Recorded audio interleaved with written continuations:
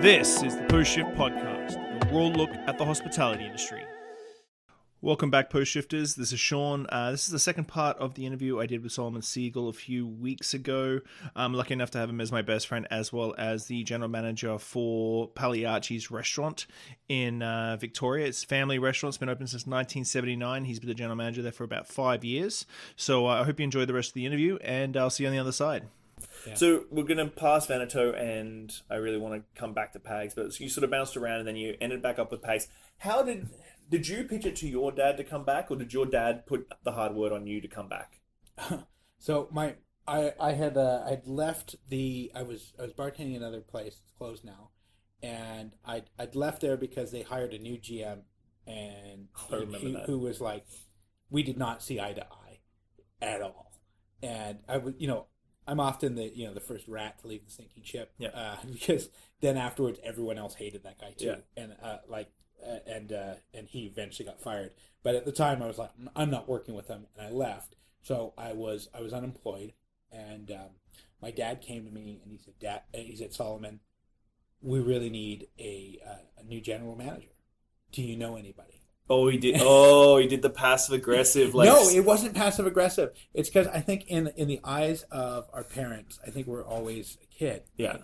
So in his mind, I'm still 19 years old. He wasn't doing it like, oh, do you know someone? Hoping that you would be like, yeah, me. I'll do it. No, my dad is incredibly direct.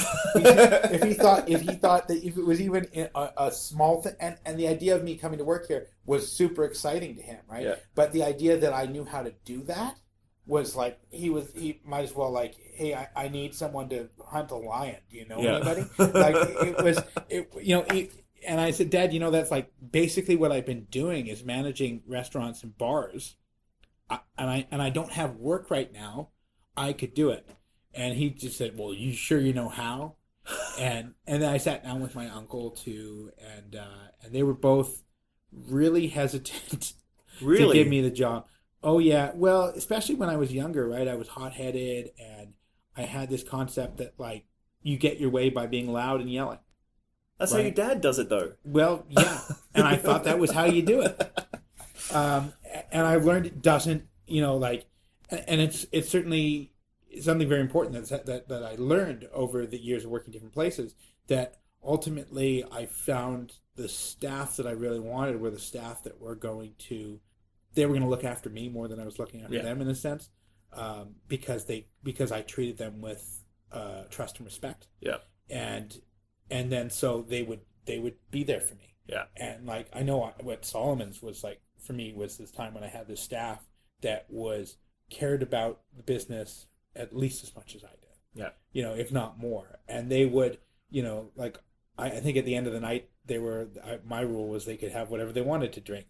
And they would cut themselves off and start paying because they didn't want to, and they knew what was expensive and what wasn't. So I really had people I could trust, and so now in my later years, I kind of come at management from that style. But when I was 19, 18 and stuff like that, I thought that I need to be strong and tell people how to do their jobs, and beautiful 22-year-old girls don't respond really well to 18-year-old boys yelling at them. So they just hated me, and I would get in fights, and I got in so many fights with my dad and my uncle when I was a kid, and trying to get change my way, change the world, and I sometimes I won too. I remember when I was probably in my early 20s here, I wanted to have bottles of wine that we charge more than $30 for. Yeah. And, my dad and my uncle were like, oh, they'll never sell. I still had that conversation with your dad today. Yeah. About wines that we have on the wine list. He's like, because I think he called one night and he's like, and just throwing a bottle of Cab Sav that's like $30. I'm like, Howie, we don't have any bottles of wine that are $30. Like, where are you? Yeah. I know he's usually in Arizona, so it's like, it's a little bit different down there. Well, yeah, but still, he just didn't know, right? Like, he doesn't know, right? He would never order that bottle of wine, right? And I think at one point, like in the 90s, I think they just did the wine menu, like, well, we'll just have all the bottles of wine at $25. Oh, yeah, I remember those days too. Yeah, I mean, and most of the wines probably cost, I don't know, like, cost was probably like 12 or $14 for the bottle of wine, right? And they're just, we'll charge $25 for all of them, and then I remember doing menus like that where it's just like every bottle's the same price. Yeah. Every bottle's the same price. There is no house. There is just you pick whatever you want because it's all the same price. Yeah, and it was kind of common because it wasn't it was a different market, right? It was a different market, and people weren't interested in spending more buying expensive glasses of wine. But so I won and lost arguments. But so when I came back again, they were really worried that I was going to come in and strong arm everything. Yeah, and they knew that I had this, that I really wanted to do great wines and beers and all the and like a really serious drink menu. And they were afraid I was going to come in because we have staff that's been working at Pagliacci's for literally my whole life, and plus most of some, theirs, and plus some.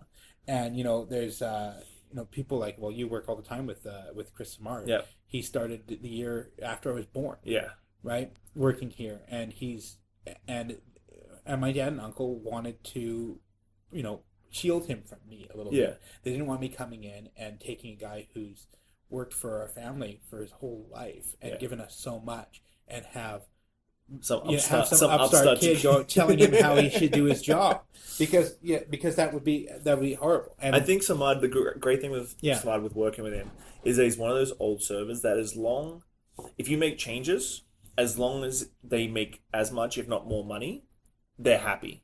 Like for me, he adopts change, like new drinks and everything, like hand over fist. Yeah. He may not understand it, but he's like, you know what? I like that, or I can sell that, and I can give someone more of an experience. He's very protective over his customers too. Yes. He really cares about. I know when we were changing the menus, and I was talking about okay, this pasta's really not selling well, so we're going to take off the menu. He'll mention one customer customer loves that dish, so we have to, and that's why he's the greatest server on the face of the planet, is because he knows what that one customer wants and needs to do it. He's an advocate for that. Yeah. So that's why he's great. He doesn't sell any of the pasta to anybody else the whole entire week. He's here for 5 days. Yeah. It's just that one person guy likes it at 3:00 in the afternoon on Mondays. Yeah. And just kind of going okay, well, what if we just make it for just that guy? Yeah. And then we don't have it on the menu because nobody else wants it.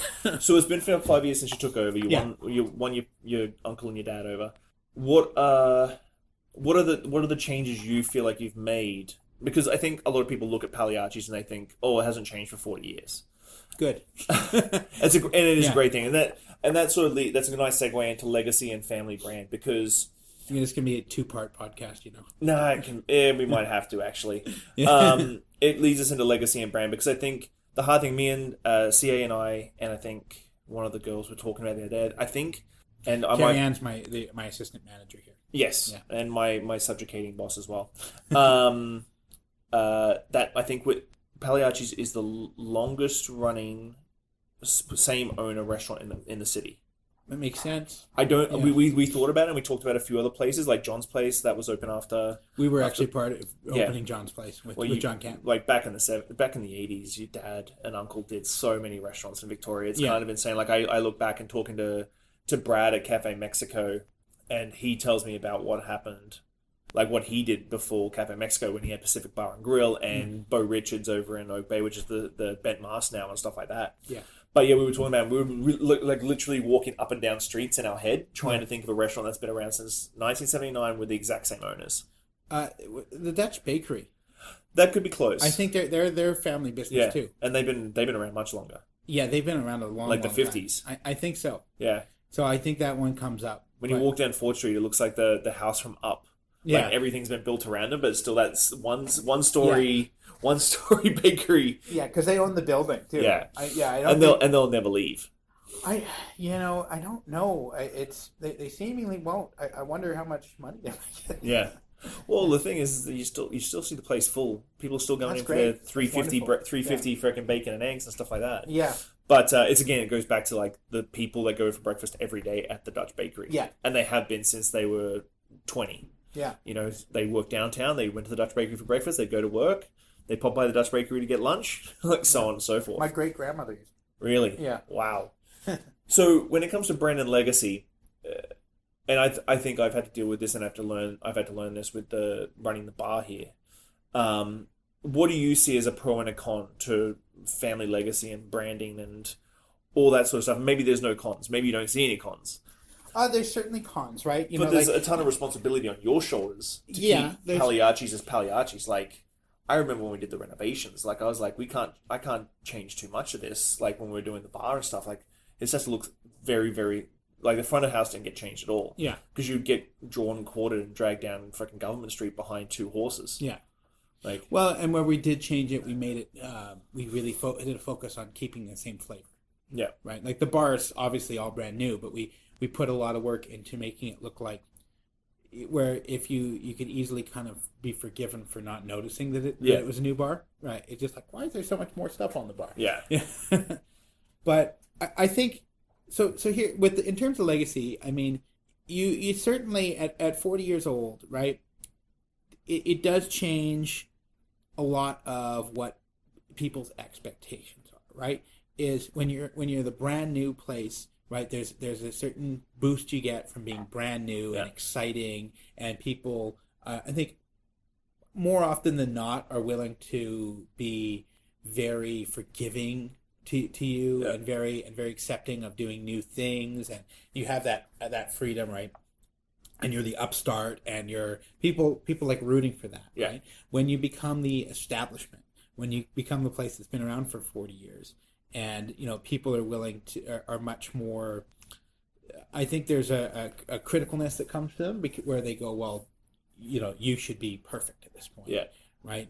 Regardless of if that's reasonable or not, and also a certain sense of like, oh well, that's an old place, right? Where some people will kind of go have a sense that without even looking at anything, might just think that we're not doing new things, and at the same. When we reopened after the renovation, it was funny because I purposely did not even reprint the menu. Yeah.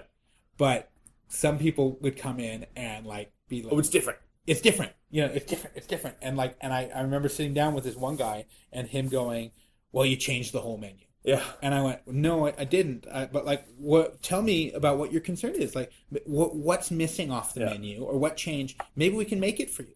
Right, that's always something that I'm really big on here. Is like, hey, if we take something off the menu, doesn't mean we can't make it still, right? It's just we try and change the menu to be the best menu we think we can put out. But if someone goes, well, I really like this pasta with just some garlic and butter and mushrooms, like, well, done. Cool. Like, we have all the things. We're not going to say no to. The other ones is the other one is. Oh, the kitchen's changed. The chef's changed. It's like, well, no, Sook's been here since he was 12. Yeah, he was in 1980, actually.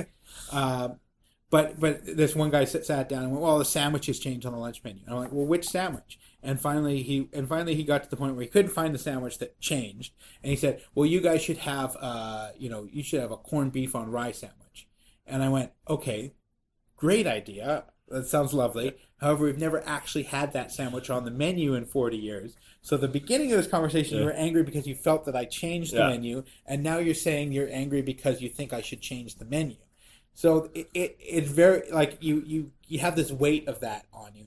But the benefit is immeasurable because and every time someone gives me that, bit of grief, oh, it's so much better when, or, I can't believe you took this off the menu, or that you changed this dish, or something like that. You have to realize that what you're getting is you're getting your guests feeling ownership of the restaurant. Yeah.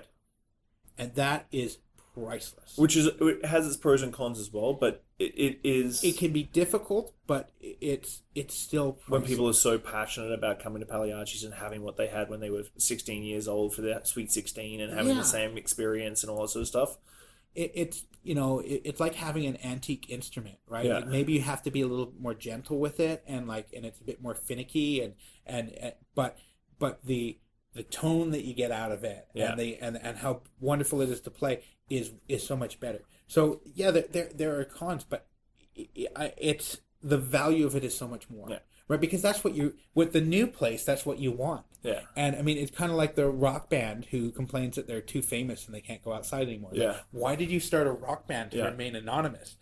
You wanted the fame. You wanted to have screaming fans, right? So when you get to the point with a restaurant where you have people who love your restaurant so much that they're angry if you change the color of the light bulb because it's you're messing with the thing that they love. You can't. sure, there's challenges. You just can't put a price on that. Yeah, but that's what you're going for. Yeah. Like, that's when you open a new restaurant. You want customers who love you that much. Yeah. You want customers that are going to come back and have lunch there 3 times a week. Yeah. Right? That's who you want. Well, I think when it comes to restaurants this old as well, like I always talk about it. And I think if I ever do my masters after my PDD, I'm going to write my thesis is going to be on pre-internet restaurants, like restaurants that existed before the internet. Yeah. And there's pros and cons to that as well. Yeah. But pre-internet restaurants like Terrazzo, Pags, Brasserie, Sambries to a degree before they moved to their new location. These pre-internet restaurants had, in some terms, grace periods where it was all organic. It was all like, if people had an issue with your restaurant, you fixed it at the restaurant and it was done. Yeah. And you sort of built your base there. We always laugh, because I always say, if you opened up a Pagliacci's in this day and age today, you'd get crucified online because the tables are too close and the lineup's too long and so on and so forth. But Pagliacci's has built a brand around no reservations and that massive lineup in summer. And every time my wife picks me up and the lineup's down the street to the corner of the block, and she's like, "Is that serious?" I'm like, "Yeah, it's Saturday night." Yeah. And people will stand there and they'll come in for dinner and they love the place and all that sort of stuff. And it just blows my mind, because if you try to do that today, I think that it would be a very difficult concept to play out. I always think it's a funny thing to complain about, because number one, if you're upset that the line's long, then but you also want less tables, like that's going to make those don't work together. Yeah. You pick one thing to be upset about. Like, well, the thing is, you go to Montreal, you go to Schwartz's, you're waiting 2.5 hours. You go to lunch. Any city. Well, you go to any big city, right? Like the tables are close together. Yeah. Like you go to New York, you go to Paris, you go to anywhere where space is a premium. Yeah. And the tables are right next to each other because we have this size of restaurant, and my dad put it, well, we sell food, we don't rent space. Yeah. Right? So I think some people forget that if you go to a restaurant with 6 feet of elbow room and reservations where you walk right in, that you're paying for those things. Yeah. And if that's valuable to you to have that, then by all means, there's plenty of places to have it. That's a really good, I never actually thought of it like that. Yeah. You pay for the reservation, you pay for the elbow room, you pay for the linen, you pay for the silverware, you pay for the heavy plates. Well, it was more the intangible things, like those reservations, walking straight in, having tons of room, those intangible things that you don't even think about as a guest, I think. Yeah. And on the flip side, probably as a restaurateur as well. Yeah, well, the rent is the same, and most of our costs are the same, whether we serve like 6 guests or 60 guests. Right, there's a lot of static costs there. So, and essentially, we just have to go as a business. We have to go, well, we need to spread these fixed costs over the amount of guests. Yeah. So the more guests we have, the better a deal we can give them. Yeah. Right. Consequently, you could decide to say, oh, the more we put in our pocket. But we've always looked at it like, well, we're able to keep what we think is amazing value for a guest by doing high turnover, right? Like having a really full restaurant. Summer is just insane here. I've never, after 22 years, I'm saying this because I've said it a million times. After 22 years, I've never worked in a place that just does the volume that we do. Even the nightclubs and stuff, like the amount of people you do from open to close in the middle of summer is just ridiculous. Yeah, it's a crazy onslaught of people, but I think people go away with great value. Yeah. Like, I think those people could, pay, 40-50% more for a similar meal at other places. Yeah. Like, they're going to where maybe there's a white linen tablecloth and there's blah, blah, blah, and all of that stuff, right? So, what do you want to spend your money on? Yeah. I think, at the end of the day, sometimes I really like the fine dining experience, but I think usually when I go out for dinner, I just want great food and great drink at a reasonable price. And I don't really care if my table is close to other people. Yeah. If I didn't want to see other humans, I'd stay home. Yeah, right? That's a good point too.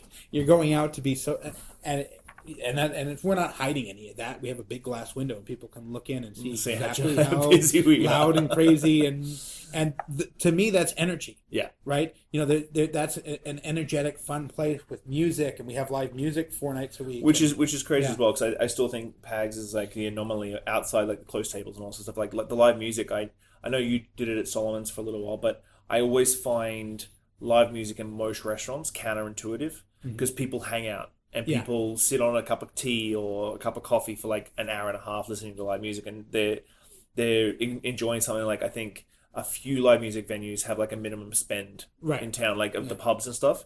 But here it's not an issue. Yeah. Like it's insane. Like it is a complete and utter anomaly. Like people are still eating and drinking and enjoying themselves when the music's going on. They're not just sitting there hanging out. Yeah. Like it kind of is weird in that sense that people know it's sort of a cabaret style where they're going to have dinner and have drinks and listen to great music. Whereas a lot of the other, and you also don't do live music on the weekends. Yeah. Which I think is different. Again, like as I think you said once, like why would I have something that draws in crowds on the busiest nights of the week? Yeah, exactly. We do, and listen, the reality of music, outside of some special places in the world, like maybe New Orleans and stuff like that, is in this day and age, you don't see returns on what you spend on bands. And I've gone, when I'm working for other people, it's sometimes like, oh, well, should we try live music? And I for better or worse, I ended up kind of shooting them down because I go, well, listen, let's say we spend $400 on the music for the night. You're going to want to see that return threefold. Yeah. You're never going to see that. You're never going to see that. You probably on most nights, you might see the exact same returns with or without a band. Yeah.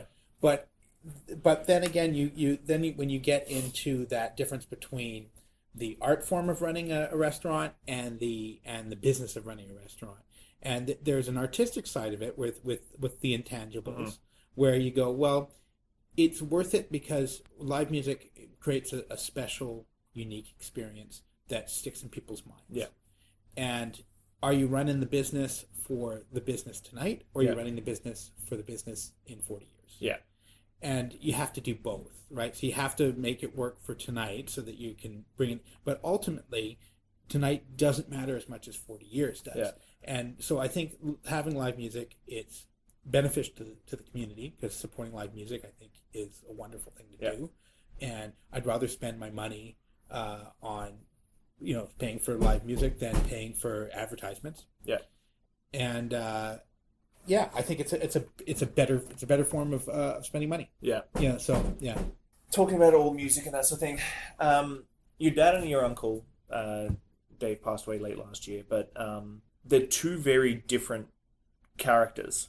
Yeah. And I think that you sort of blend them both perfectly together in the way that, from my perspective, working with you and being like close to you, like you have the analytic business mind of your uncle, and I might be wrong in this, but then you've got that sort of, even though you might not necessarily practice it, you definitely push the theory of like the Howie mentality. Yeah. Like, so I don't think you're ever going to be on the floor as loud as Howie. That's just I can actually do that. You haven't seen me do it, but I can. It just seems it's not like, as natural as he does it. Yeah, knowing you and traveling with you and stuff, you've always been. I suppose we balance each other off when we speak and stuff like that. Like when you're loud, I'm a little quiet. When I'm loud, you're a little quiet. So we balance each other off when we travel. Or if we're both loud, nobody wants to be with us. But those two guys, like, they influenced you so much.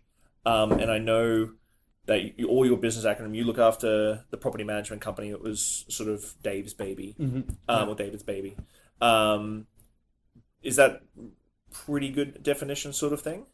Yeah, I think so. I think that's, for whatever reason, I think I've managed to learn both skill sets, and I think that's probably a big challenge for a lot of people in the hospitality business, is that it's very different set of skill sets to be really good at hospitality and really good at running a business and understanding how to blend those two. Yeah.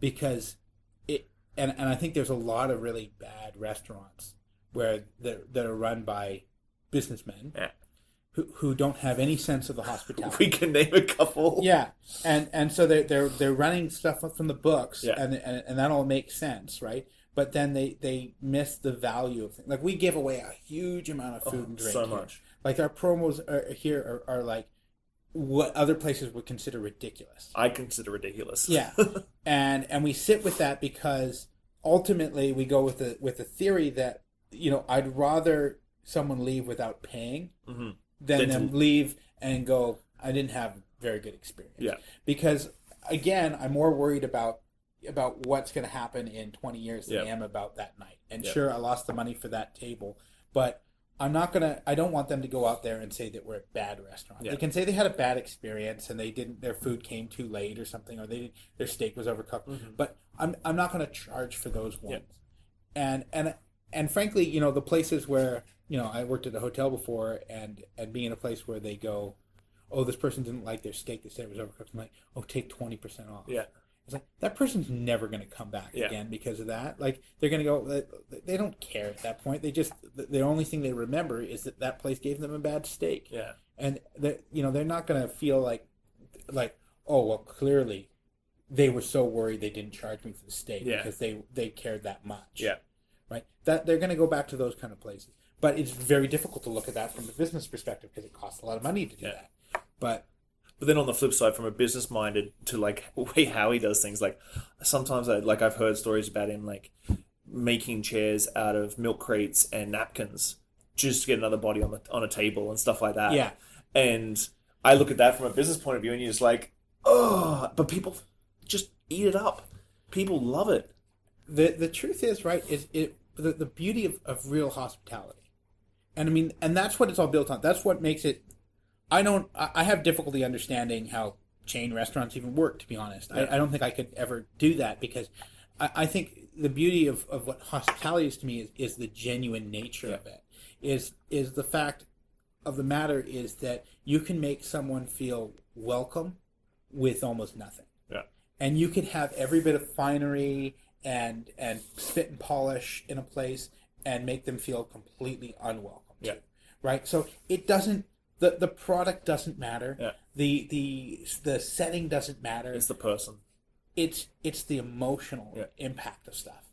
And so you can make someone feel welcome and comfortable on milk crates where they feel like they had the best night of their life, or you can sit someone on a throne and be disaffected by it, and nothing can be wrong. Yeah. But they have an experience that's not even memorable. Yeah. Right, and that's what it comes down to. So, and you can have all the business stuff can look perfect, but if there's no emotion behind it, if you don't have the type of customers who come back to because they want to talk to you about when they came when they were 18 years old, if you don't create memories, then it's meaningless. Well, I think going back to the franchise restaurants, I think a lot of the times is about the people connection. It goes back to that emotion, that people connection. Yeah, people go to the restaurant because it's consistent, but then that server connection is where people come back and hopefully get the same server.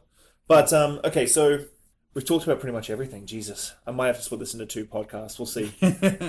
So let's do a quick round. Favorite cocktail? A properly made martini. That was funny last week when Raven was sitting upstairs with you and she asked if you wanted olives and you just gave her the No, she didn't ask if I wanted olives. She wanted my martini dirty. Oh, that's right. Which is disgusting. But olives have no wrong. Hey, there are no wrong ways to drink a cocktail, and everyone has their own palate. But if you put olive brine in your martini, you're a disgusting human being. Oh, great! So I'm gonna have some trolls after this podcast. That's awesome. Yeah. How do you feel about the state of cocktail culture in Victoria right now? I feel pretty amazed by it, to be honest. We're still a small town, and it's never been a overly affluent place. Mm-hmm. It is a good living wage for most people, but it's not the type of place where we support expensive high-end places. We tend to have mid-range pricing in most places, and I think that it's pretty amazing that in the last 10 years we've gone from where you had to explain to people that you were using fresh squeezed juice in a cocktail, and where every cocktail asked, everyone would go, not too sweet, not too sweet, not too sweet, to the point where people know what a Manhattan is. Yeah. People go out and order a Sazerac at just any old place. Yeah. Right? The consumer knowledge of cocktails, which I think is the real thing. Because we can have our own geeky club as much as we want, but the consumer knowledge of cocktails and expectation of cocktails is the real measure of this town, and it's incredible. I always say that whenever I travel, I go to San Francisco and Sandy, customers in Victoria, guests in Victoria, are more knowledgeable than any other market I've ever been to anywhere in the world. Yeah. And I think it goes back to the Solomon days because those people were with you during the experience and they were learning along with you, like the Dan Pollocks, the Jen and Wills and that sort of thing. And then Clives and Veneto, and they've been thirsty for knowledge. They've come to tastings and all that sort of stuff, and so they come in and they're knowledgeable and they're subscribers to Imbibe. Yeah. You know, I would love to see the figures and see like how many Imbibes get sold to non-industry people in Victoria, because I think it's huge. Well, I mean, here's a great example. Like, how many Cosmopolitans do you think you make a week? Not too many here, and even here, I don't make too many. Yeah, and we cater at Pagliacci's to like a pretty big demographic. Yep. So we certainly have people coming who are knowledgeable about cocktails, but we also have people who really don't know anything about cocktails, and the type of people who, not that there's anything wrong with a Cosmopolitan. No. It's not a dirty martini. Let's not get ridiculous. But it's a go-to drink for a lot of people who are overwhelmed by the selection of cocktails. Those aren't getting ordered anymore, right? Like I think we have an extremely limited amount of vodka, and I never hear complaints about it, right? Because and everywhere else, I feel like you have to have all these vodkas and stuff like that because that's what people want, and you see, vodka soda lime is still the most popular drink at the bar, no matter what they have behind the back bar, what they have on the menu, and I think Victoria, you don't see a lot of that going on. I agree on that one because I think you always hear the thing is vodka soda pays the bills. Yeah. Like I've worked in more niche restaurants and stuff like that. Like doing Cafe Mexico and being here. Yeah. Like vodka soda is not paying our bills when it comes to the bar program. Yeah, but even in a lot of other places, you have people want to go to these fancy places, but they still want to drink what they want to drink, right? So they'll go into some cocktail bar and they'll order vodka soda lime. And again, but by all means, as a bartender, make a really wonderful vodka soda lime, have a big smile on your face,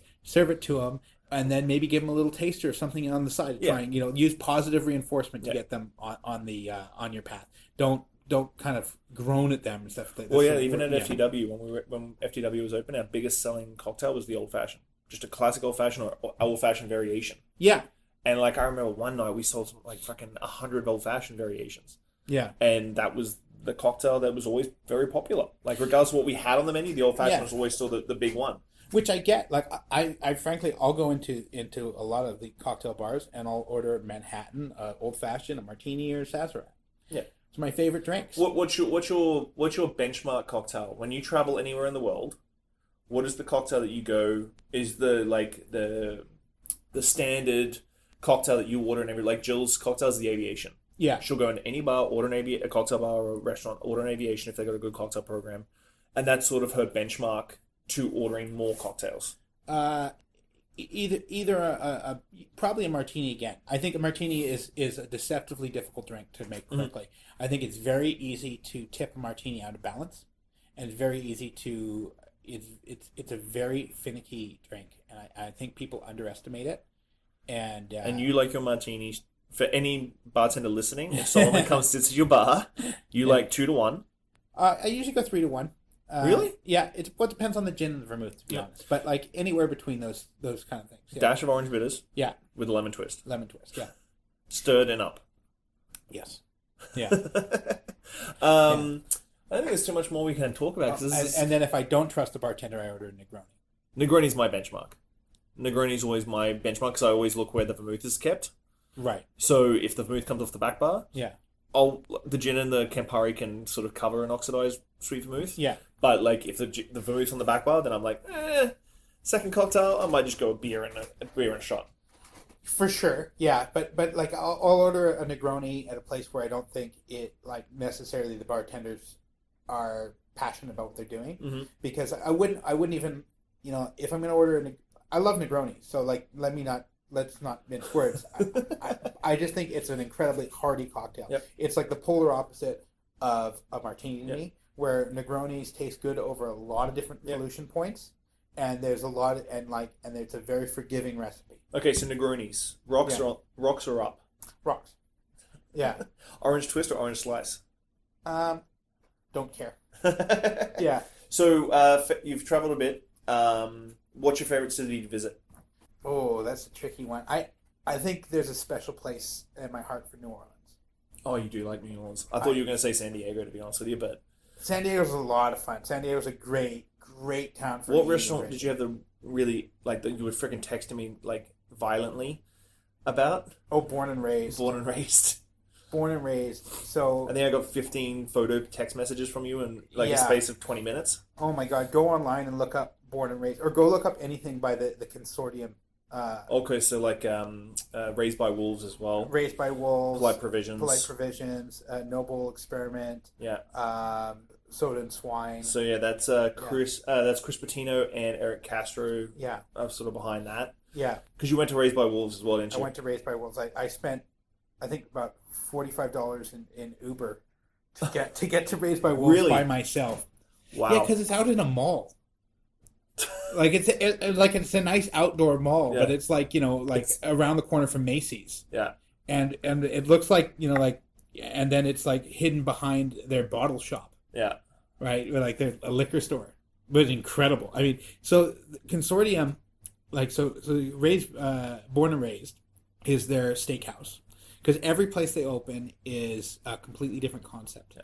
right? So they do something that they've never done before, and it's got its own thing.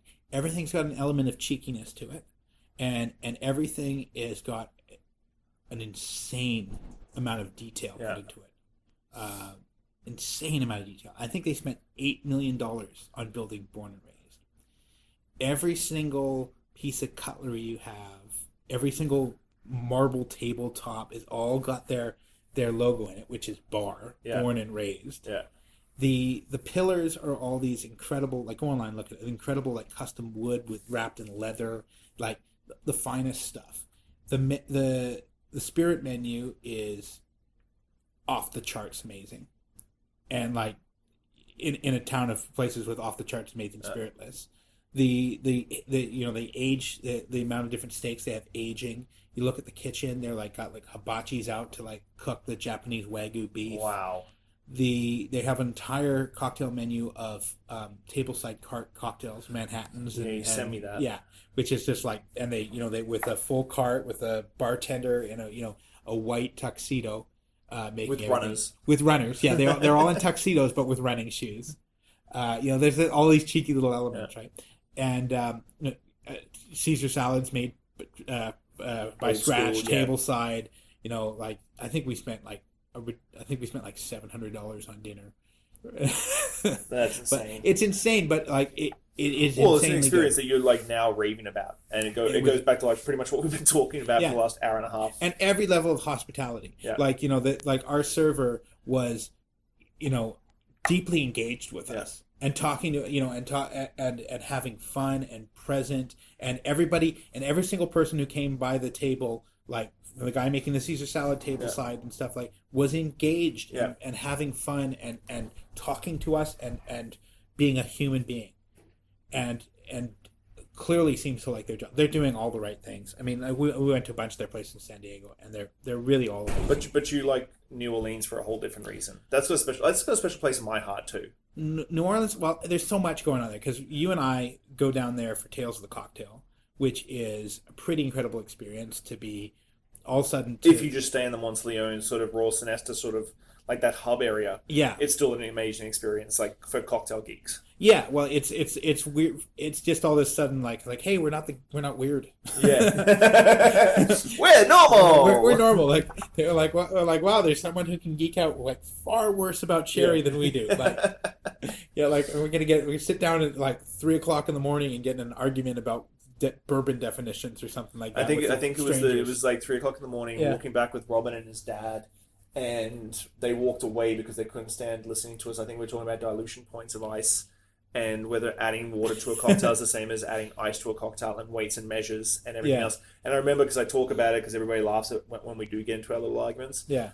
how we went back to the hotel room because we were staying together, and we were sitting on the edges of our bed, Yeah. like facing each other, still arguing the point when everybody else in the room, everybody else is gone, Everyone else is and it's gone. just me and you, and then we're Yeah. like, I see your point. I see Yeah. your point. Yeah. Okay, let's go to sleep. We have to get up early. But so I mean, Tales is a really cool event, and especially I the chances I've had to speak at Tales have been those have been really cool, and then New Orleans itself is one of the most unique cultures in the world. Yeah. Like I have traveled to lots of different countries and seen lots of different cultures. I think in the United States, I feel like in North America, it's well, at least north of Mexico, it's probably the most vibrant living culture. And I think people talk about cities as melting pots. Yeah. I don't think there's a melting pot city quite like New Orleans anywhere else in the world. That's created a unique culture out of all the different and it's not there's no ethnicities fighting each other, and everything just coexists gorgeously. Yeah. And you end up with wicked food and muflada and coops. I love the food. I love the people there, and the cocktail culture there is really cool and unique. Well, it's got much better with Tales of the Cocktail being in New Orleans. Like I remember when we first went down, like 2011, I think we went down for the first time. And I think the only place you could get a drink was Monteleone, and that's pretty much it. Like Cure. No, there was like Cure and stuff. Well, and there's some really cool new places like that. But for me, I actually really like the old drinking culture there. Like and because and Monteleone is awesome now, but like I think the first time we went down and like you tried to order a Vieux Carré, it just sucked. Yeah. It was junk strained, and it was just it was ridiculous. But when we went to like the Sazerac bar, and watched them make a Ramos Gin Fizz, and so that's like was done properly. The Holy Grail. Yeah. And there's a lot of really, really cool places in New Orleans doing like on the forefront of the cocktail scene now too. But I really love some of the old drinking places there where like you could still get a Sazerac and stuff like that, and those classic New Orleans cocktails, and there's a certain reverence, and it's a living culture too. Yeah. Is there? It's not like even the new cocktails in New Orleans. It's not like here where we kind of went, well, everything we've been doing in cocktails sucks. Yeah. Like all the sour mixes and sourpuss. I happily bash sourpuss. One brand I'll bash. But that stuff, we're not going to use that anymore. We're going to wipe the deck clean. We're going to start from scratch, go back to this, old ways or new ways or whatever. I think New Orleans is a natural evolution. And these places, like the cocktail culture there and the food culture and stuff there, has been naturally evolving slowly and within its own culture for since the beginning. Oh, I think we need to tie this off because we've been going for almost 2 hours. I'm definitely going to have to cut this into 2 podcasts. All right. So I think we covered everything: brand, loyal, there's legacy. Always more to talk about. There's always more to talk about. Maybe I was thinking about like your management transparency. I think. I've got a thing, like a little note, and I might cut together a few people's opinions on this, but I was like, I want to talk about management and transparency and how you build that sort of loyalty from your staff with transparency and you telling them how the business is going, all that sort of stuff. But that's another episode. I'm going to do a finish after this because I'm going to have to split it. I know I am. So I want to say thank you. It's nice that my best friend was my second episode. It's a pleasure to be here. And next time we'll have a drink. All right. Okay, podcasters. Post shifters. I'm Shawn. We'll chat soon. Bye. So, post shifters, I hope you enjoyed the second part of the second episode with Solomon Siegel from Pagliacci's. You can't really get by talking to a guy who started the cocktail culture in Victoria and now runs one of the oldest family-run restaurants in the city. Please share this podcast to all your friends. Really get some traction going. We'll be taping fairly shortly. I was in San Antonio a couple of weeks ago, so we're going to tie off a few interviews that I did there. Please share. Please love your job and have a good shift. Cheers.